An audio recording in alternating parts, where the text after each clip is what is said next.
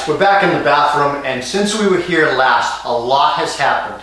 We've plastered and installed Durock in the shower. We did a mud floor in the shower pan, and we installed the granite silestone on top of the tub surround. Let's talk about a couple of things about this process.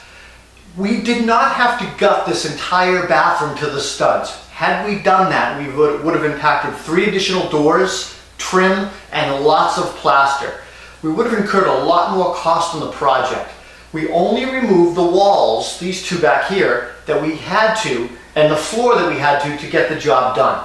So sometimes you can do that in the bathroom, especially if you don't have to replace wiring and insulation or windows and things like that, or you're not moving the location of doors. So we were able to save a lot of money by just removing the walls that we wanted to. Now, in order to replaster, we had to mate the old to the new plaster. What that means is we had to make a nice straight line along a stud, and that we had to mate our new plaster to.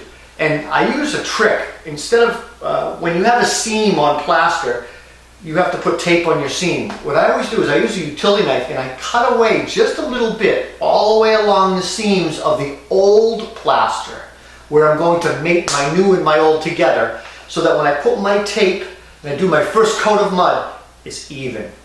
And that way you don't have a lump and you don't see a seam. And I'll show you an example of that in a minute.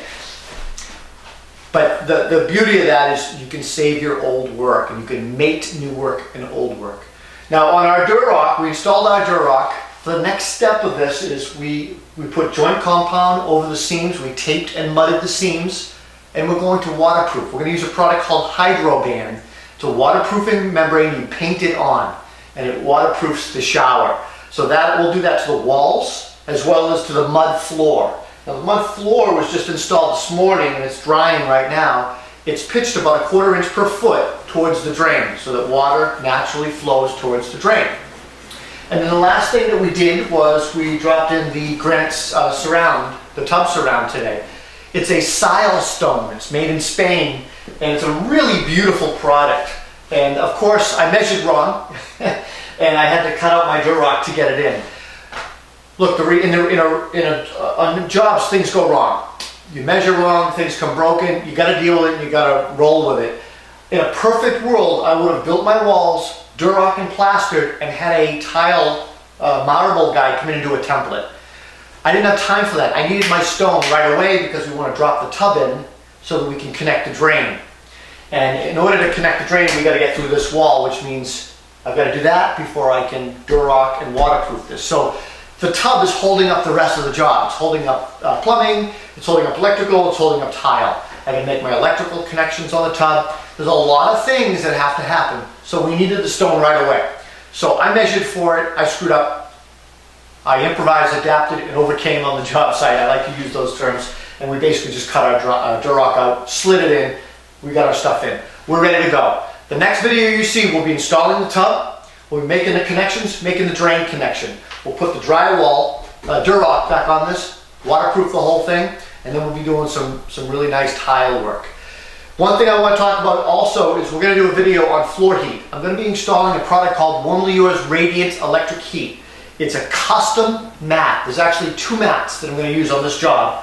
It's a custom floor heat mat. It lays out and it works its way around. And I measured where it should go, you know, obviously not under the toilet and under the vanity and things like that. So you have to kind of plan for that. And it custom fits to this room. It's got to be controlled by a thermostat over here in the corner. And it's a smart thermostat. It's a really, really cool system, and we'll do an entire video just on that. So let's get started and show you some of this process.